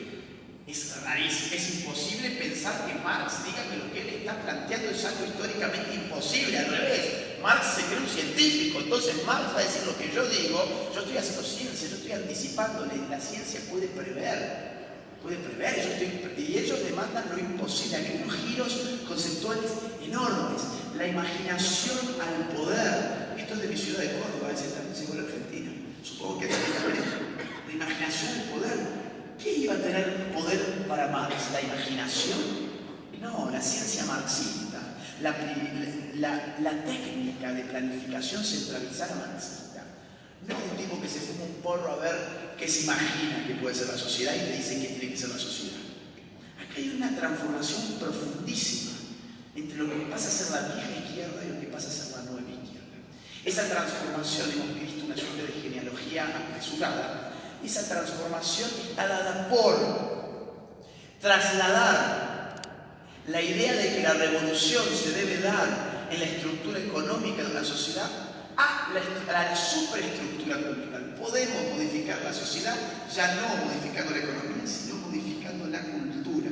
Ya no entonces apelando a clases sociales que no les interesa lo que nosotros tenemos para ofrecerles, sino a aquellos que están agazapados en las facultades de sociología, psicología, letras, filosofía, bellas artes, toda esta gente. Vamos y empezamos a configurarlos como nosotros queremos que hablen, porque son esas instituciones, las fábricas culturales, hegemonía acorazada con coerciones del Estado, y nosotros podemos llegar al Estado a través de la hegemonía. Fíjense cómo va cerrando todo el círculo. Los últimos que les digo sobre este tema. Ahora sí hemos llegado al postmarxismo. Antes estábamos todavía en la escuela de Frankfurt en un neomarxismo. ¿Por qué? Porque Gerald Marcuse seguía hablando de la clase obrera en sí, para sí, y con todas estas categorías. El postmarxismo es esto. Ernesto Laclau, Chantal Mouffe, entre otros, pero ellos son los más importantes. Chantal Mouffe viene a Chile bastante seguido, no sé si lo saben, invitada por el Frente Amplio. Jackson, Boric, tiene muy buena relación con ella y ha venido a dar un montón de seminarios. Mi universidad le dio el honoris causa a Laclau, él es argentino. Ella, si mal no recuerdo, es belga. Y ellos escriben en el año 85 un libro muy importante que se llama Hegemonía y Estrategia Socialista. Lo pueden ver en cualquier librería de Chile. ¿Ellos qué van a intentar? Lo hago muy resumido para no gastar más tiempo en esto. Ellos van a tratar de deconstruir el clasismo. Ellos van a decir, no, las clases sociales son identidades contingentes. No había nada esencial en una clase social. No es cierto que uno pertenece esencialmente a una clase social y que una clase social tiene contornos claros. La clase social ha sido simplemente un concepto ideológico más del marxismo, del cual nos ha trabado la revolución, porque muchos de nosotros hemos estado esperando movilizar a las clases sociales cuando podríamos haber estado movilizando a otros actores que no son clases sociales, como por ejemplo el género. Ellos entienden que la estructura económica no está políticamente indeterminada ni es autónoma y lo van a probar. La política incide sobre la estructura, es decir, el segundo piso incide sobre la estructura económica y redefinen la hegemonía. Ellos van a entender que hay una situación hegemónica cuando se dan una serie de pasos. Hay que articular una serie de demandas equivalenciales pero no idénticas, que generen entre sí un antagonismo respecto de otra cosa y que puedan solidificarse a través de un significante vacío. ¿Qué significa esto? Feminismo, indigenismo y LGBTI, por ejemplo, son discursos autónomos, sí. Cada uno tiene sus propias lógicas, sí. ¿Cuándo hay una situación hegemónica? Cuando nosotros logramos a través del discurso cultural hacerlos equivalentes. Las mujeres están siendo oprimidas. ¿Por quién? Por el macho. ¿Quién es el macho? El heterosexual. Podemos entonces articularnos con los LGBT, que están en contra de la heteronormatividad. Nos aliamos, no dejamos de ser feministas ni ellos dejan de ser LGBTI, pero generamos una identidad común, que a su vez se articula con el indigenismo, porque encontramos que las mujeres indígenas son doblemente oprimidas por el machismo indígena y además por el hombre blanco chileno. Y a todo eso lo terminamos de solidificar con un discurso que suele tener una palabrita, dos palabritas que calan en la conciencia colectiva. Les voy a dar algunas. Ni una menos. Sumamos el aborto, ¿quieren? Para decir ni una menos hay que legalizar el aborto. Eso es lo que dice últimamente de Argentina, eso es una operación hegemónica. Hiciste equivalenciar la demanda del aborto con la demanda de las mujeres feministas que dicen que a las mujeres las matan por ser mujeres. Y entonces tuviste como resultante un significante vacío que dice, para decir ni una menos hay que legalizar el aborto. Vamos con otra, muerte al macho. Muerte al macho es un significante vacío. ¿Quién es el macho? ¿Qué es lo que significa perdido? Un macho puede ser una mujer. Por eso es vacío. Un macho puede ser acá mi amiga que está allí sentada, que la han tratado de esa forma en la televisión. Un macho puede ser cualquier cosa que se oponga a mi ideología. Genero un ellos y un nosotros, una función antagónica, y yo defino mi propio terreno no aliando a los idénticos, sino hegemonizando a los parecidos. ¿Y quién tiene que instituir esta cadena equivalencial de demandas diferentes, pero que se dan las manos en una lucha común? El socialismo. Por eso el libro se llama Hegemonía y Estrategia Socialista. ¿Y qué tenemos que hacer con la democracia? ¿Atacar la democracia? No, hay que servirse de la democracia. Dice así: es evidente que no se trata de romper con la ideología liberal democrática, sino al contrario, de profundizar el momento democrático de la misma, al punto de hacer romper al liberalismo su articulación con el individualismo posesivo. La tarea de la izquierda no puede ser, por tanto, renegar de la ideología liberal democrática, sino al contrario, en profundizarla y expandirla en las direcciones de una democracia radicalizada y plural. Leyes de cuotas, por ejemplo, ¿no? Los elementos integrantes del discurso liberal no aparecen nunca cristalizados y pueden ser el campo de una lucha hegemónica. No es el abandono del terreno democrático, sino al contrario, la extensión del campo de las luchas democráticas al conjunto de la sociedad civil y del Estado, donde reside la posibilidad de una estrategia hegemónica de las izquierdas. El término poco satisfactorio de nuevos movimientos sociales amalgama una serie de luchas muy diversas: urbanas, ecológicas, antiautoritarias, antiinstitucionales, feministas, antirracistas, de minorías étnicas, regionales o sexuales. Ahí están todos los nuevos sujetos que tenemos que hegemonizar. Lo que nos interesa de estos nuevos movimientos sociales no es su arbitraria agrupación en una categoría que los opondría a los de la clase, sino la novedad de los mismos, en tanto que a través de ellos se articula esa rápida difusión de la conflictuidad social a relaciones más y más numerosas, que es hoy día característica de las sociedades industriales avanzadas. Necesitamos generar el conflicto. ¿Cómo lo generamos? Buscando diversos grupos que sean conflictualizables por nuestro discurso político, que termine sirviendo a nuestros propósitos. Eso es el postmarxismo. Terminan de abandonar por fin a la clase obrera y dicen: hegemonicemos. ¿A quién? Aquellos que puedan hacer lío, básicamente.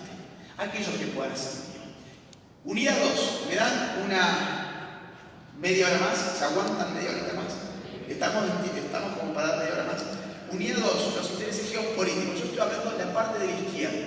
¿Okay? Y hay mucha gente que dice: ay, pero vos nunca hablabas sobre la parte geopolítica y que las finanzas internacionales y que la ONU, y es cierto, hay un hueco en el libro en ese tema, pero bueno, para eso está esta unidad. Los intereses geopolíticos sobre el género y el aborto. Claro, estas ideologías han servido también a otro tipo de intereses que no son simplemente ideológicos de izquierda. El tema del aborto está directamente vinculado con la eugenesia. Margaret Sanger fue la líder indiscutible del aborto en el mundo en el siglo pasado. Fue la creadora de Planned Parenthood de los Estados Unidos y de la internacional Planned Parenthood, de la IPPF y de la PPFA.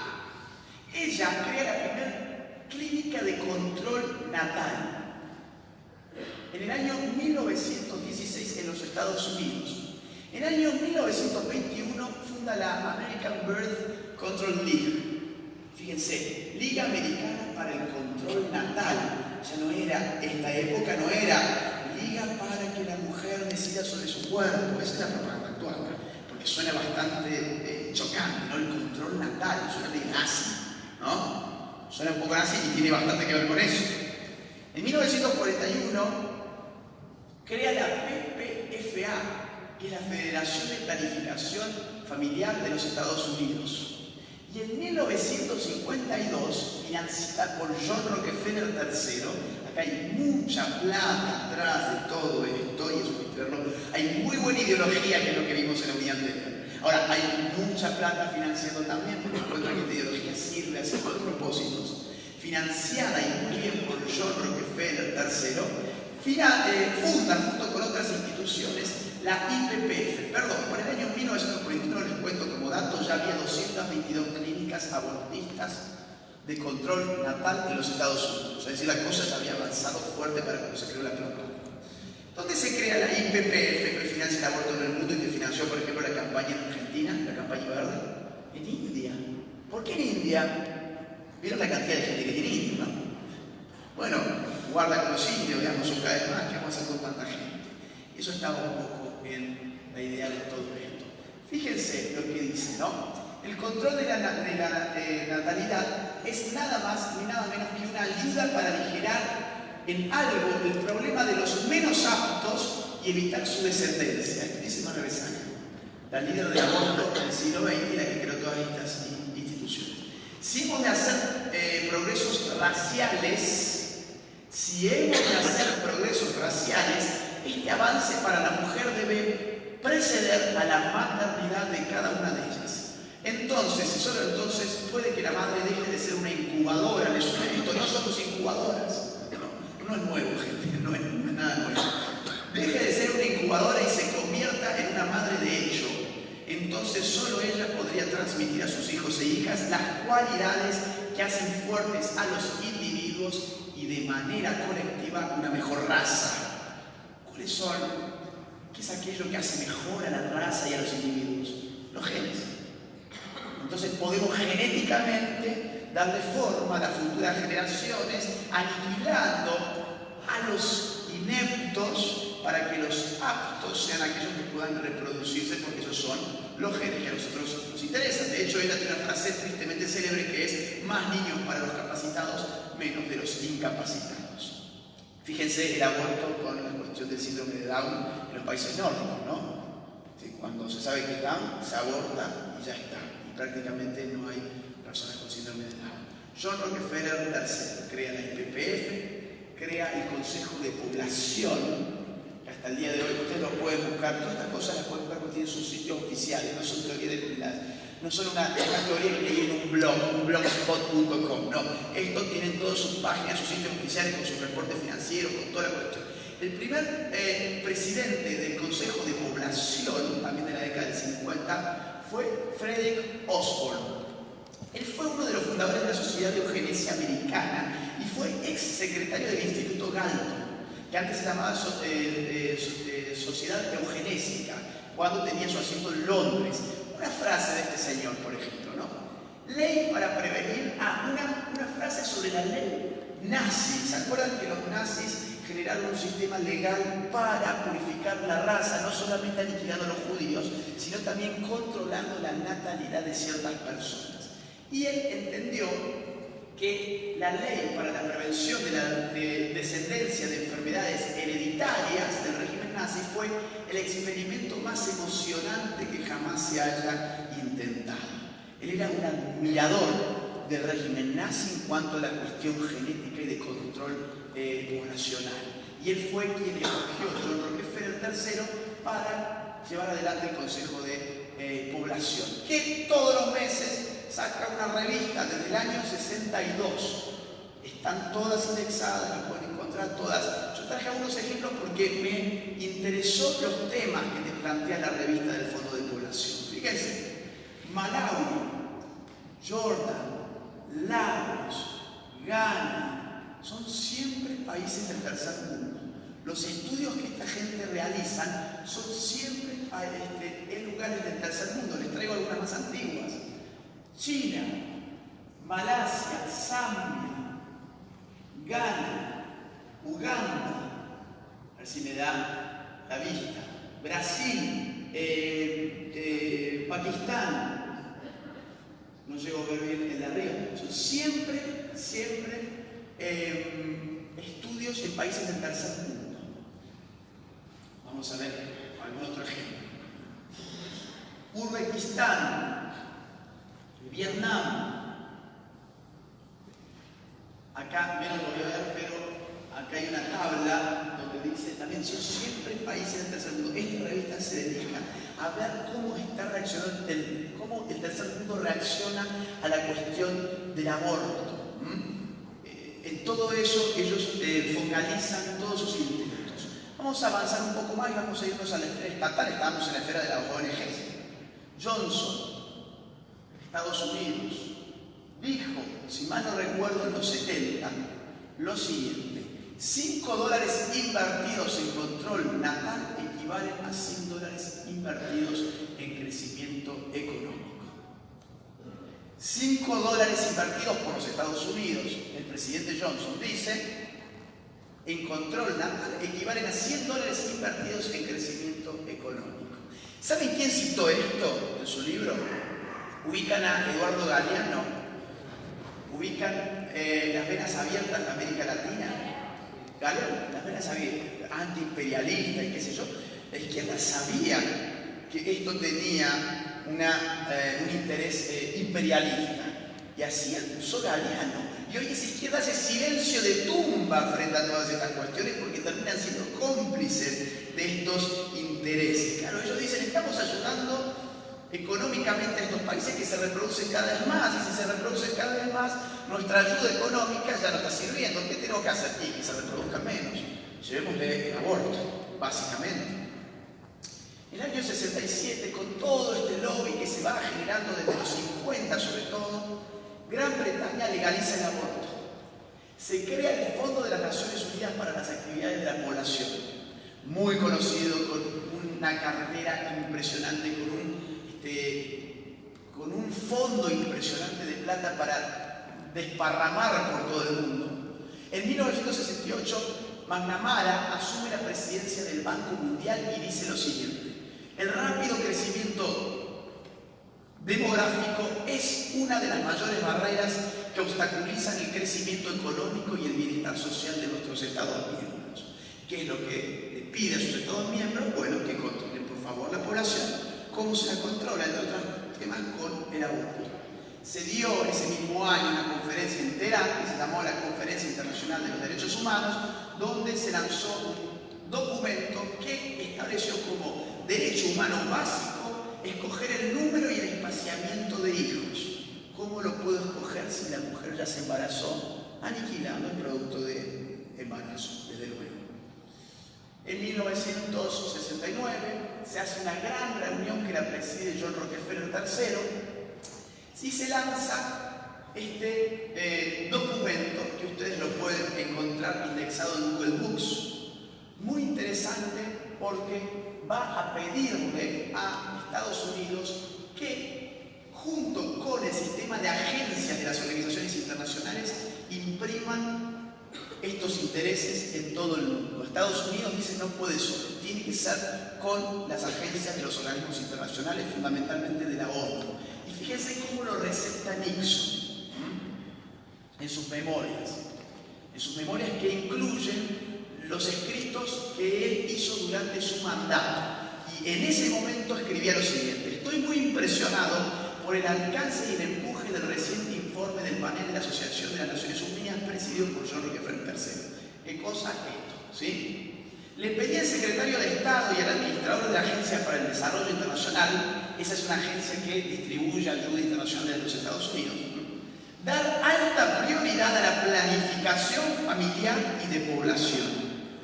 Similarmente, le estoy pidiendo a los secretarios de Comercio y de Salud, Educación y Bienestar y a los directores de cuerpos de paz y a la Agencia de Información de los Estados Unidos que presten mucha atención al asunto de la población cuando planean operaciones en el extranjero.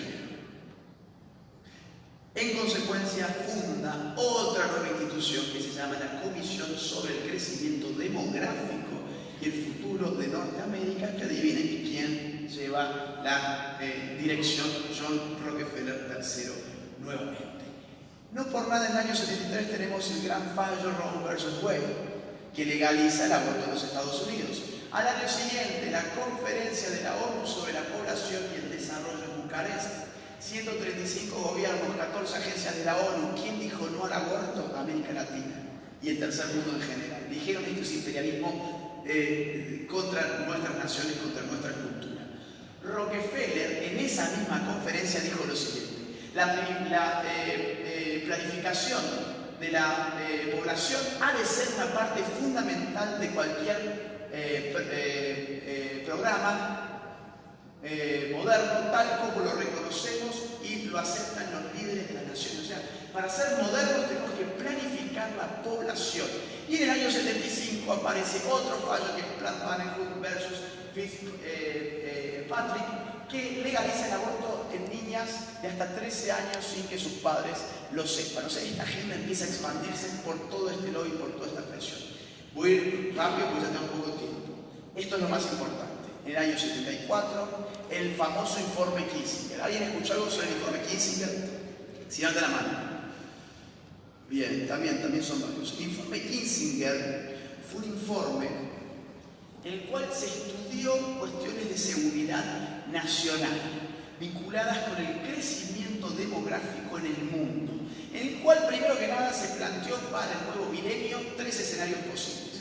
Según el peor, iba a haber 7.800 millones de habitantes, el mediano decía 6.400 millones y el de mínima 5.900 millones de personas. Y dice, tenemos que hacer algo porque donde más se reproduce la gente es en los países pobres. Usan los recursos naturales, generan contaminación y después encima quieren venir a vivir a los países ricos. Entonces, ¿qué tenemos que hacer? Controlar esos países significa garantizar nuestra seguridad. Cito algunos fragmentos del informe Kissinger. La política poblacional se convierte en relevante para el suministro de recursos y para los intereses económicos de Estados Unidos. No hay filantropía en el sentido queremos que la mujer disponga de su cuerpo y sea libre. Ese es discurso para la gilada, para los tontos, para los idiotas. Esto es lo que se escribió en este informe, que fue secreto, se desclasificó en los 90 recién. Y hoy lo pueden leer todos ustedes si quieren. Entonces, ¿para cuáles intereses está pensado esto? Para los intereses económicos de los Estados Unidos. La necesidad de programas a gran escala de información, educación y persuasión dirigida a disminuir la fertilidad. Tiene Estados Unidos, dice el informe, que impactar sobre los líderes de muchos gobiernos, especialmente de África y algunos países de América Latina. La asistencia del AID, que ya vimos que era bilateral, es el instrumento más grande e invisible, la plata invisible que viene de estas agencias para ejecutar la política de los Estados Unidos en esta área. La cooperación de las organizaciones y grupos privados en el ámbito nacional, regional y mundial es esencial para el éxito de la estrategia bla bla bla. Estos grupos proveen intelectuales, apoyo a las políticas, etc. Ahora dice, hay un riesgo, dice Kissinger, que algunos líderes de países menos desarrollados vean las presiones de los países desarrollados en el área de la planificación familiar como una forma de imperialismo económico, acá está el tema, o racial. Esto puede crear una contrarreacción seria, pero hay una solución. Es importante tanto en el estilo como en la sustancia evitar la evidencia de coerción. Estamos ejerciendo coerción, pero que no se note, seamos amables. Eso está diciendo. Afirmando repetidamente que tal apoyo deriva de una preocupación ficticia, por supuesto, con respecto a el derecho de la pareja individual a determinar libremente y responsablemente el número y espaciamiento de sus hijos y a tener información, educación y los medios para lograrlo. O sea, ¿estamos haciendo imperialismo demográfico? Sí, pero que no se note. ¿Cómo? Con estas ideologías. Entonces miran hacia todo esto de la izquierda y dicen, la verdad, viene bárbaro, no viene bárbaro. Recomiendan utilizar pagos directos, o sea, que se le pague a la población que acepte la planificación familiar, el aborto, por ejemplo. La esterilización, y menciona algunos casos, dice, exitosos como en la India, en los cuales los incentivos financieros junto con otros dispositivos de motivación se utilizaron para lograr que un gran número de hombres que se hicieran vasectomías. Felicita a India porque la gente se está haciendo estéril, básicamente. Destaca también el informe que la esterilización en varones y mujeres ha recibido amplia aceptación en varias áreas cuando el procedimiento es simple, rápido y seguro. A largo plazo pide lo siguiente, que el gobierno ofrezca retornar a la pareja en contrato una porción del beneficio económico que ellos generan al evitar nacimientos. Ellos, si no se reproducen, lo generan, opinan todos. Así que bueno, les paguemos algo, ¿no? Les paguemos algo para que no tengan hijos. Y a largo plazo dice que el cambio de actitudes de la siguiente generación, de aquellos que están ahora en la escuela primaria o son más jóvenes, es fundamental para lograr esta estrategia. Es lo que estamos viviendo hoy. Está todo escrito, esto fue secreto, fue dirigido a lo más alto del poder de los Estados Unidos, se desclasificó en los 90 y eso es lo que estamos viendo hoy. Gerald Ford, en el 75, con otra resolución nacional, dijo lo siguiente: creo que el liderazgo de los Estados Unidos es esencial para combatir el crecimiento poblacional. Impulsar evaluaciones sobre los esfuerzos de los programas de la AID, como así también sobre los esfuerzos de otros grupos nacionales e internacionales, y solicitar la ayuda de otros países ricos. Implementando ¿qué? El Memo 200 de Kissinger. Entonces, lo que estamos viviendo es una conjunción entre intereses ideológicos de las izquierdas, que es lo que vimos en la primera unidad, y estamos viendo también una cuestión geopolítica actual que tiene un interés en el aborto, que no es el interés de que la mujer disponga de su cuerpo y se libere del heteropatriarcado, machista, falocéntrico y no sé qué más. Hay una situación objetiva y material que ya ha sido identificada y se está trabajando en ese sentido. Voy a pasar todo esto porque ya me excedí con el tiempo. Investiguen ustedes si quieren lo que han sido las conferencias internacionales sobre las mujeres desde el año 75, arrancando en México. Lo que ha sido la de los 90, el Cairo, Pekín, donde el aborto empezó a introducirse como un método de control de la población con esas palabras, directamente. Y empezó también a maquillárselo con clave feminista. Nueva York, junio de 2000, no tengo tiempo para esto, así que lo paso. Otra más en junio de 2004, amarrando a los estados y a su soberanía, que se empiecen a comprometer gradualmente con las agendas de género y abortistas, y hemos llegado a donde hemos llegado hoy, a la firma de ciertos consensos. Todo eso queda para otra ocasión porque ya supongo que el tiempo se me super excedió. Ese fue el primer módulo, 2 unidades, lo geopolítico y lo ideológico, y vamos a seguir, supongo después del break, con el segundo módulo. 20 minutos de break, ¿no? ¿Así es? Claro.